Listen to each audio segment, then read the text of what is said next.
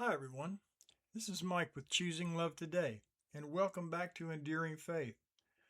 We're walking through Romans together, and each day we're taking one small piece of truth and carrying it into real life. Today I want to talk about something Paul emphasizes over and over, something every believer needs at some point: the grace to start over. And to see it clearly, I want to talk with Peter for a moment. Peter is one of those disciples we all feel connected to. He's passionate, he's impulsive, he's bold.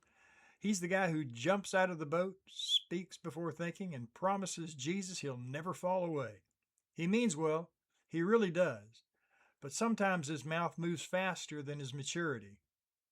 And then comes the moment he never imagined. He denies Jesus, not once, not twice, but 3 times. Can you believe it? Every time I read that, I think to myself, there's no way I'd do that. And then in my head, I hear Jesus say, yeah, sure. Anyway, when the rooster crowed, Peter didn't just hear a sound, he heard failure. He heard disappointment. He heard the collapse of everything he thought he was. He runs out into the night and weeps. That's not a man who doesn't care. That's a man who cares deeply, and he feels like he blew it. Paul says in Romans that God's kindness leads us to repentance, not his anger, not his disappointment, not his frustration, but his kindness. And Peter is about to experience that kindness in a way that will change him forever. After the resurrection, Jesus meets Peter on the shore, not in a courtroom, not in a lecture hall or on a beach, with breakfast cooking.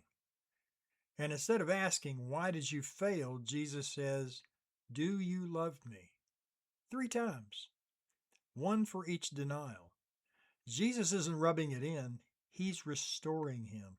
He's giving Peter a way back, a way forward, a way to start over. And here's what I want you to hear. Starting over isn't a sign of weakness. It's a sign of grace. Peter didn't get replaced. He didn't get sidelined. He didn't get written off. Jesus put him right back into purpose. He said, feed my sheep. Not because Peter was perfect, but because Jesus was faithful. And maybe that's where you are today. Maybe you've had a moment or a season where you feel like you blew it. And honestly, if we're really honest with ourselves, haven't all of us had a moment or a season like that? Maybe you said something you regretted. Maybe you drifted. Maybe you got distracted. Maybe you feel like your faith isn't as strong as it used to be. Friend, listen to me very carefully. God is not done with you. He isn't disappointed in a way that pushes you away. He isn't keeping score.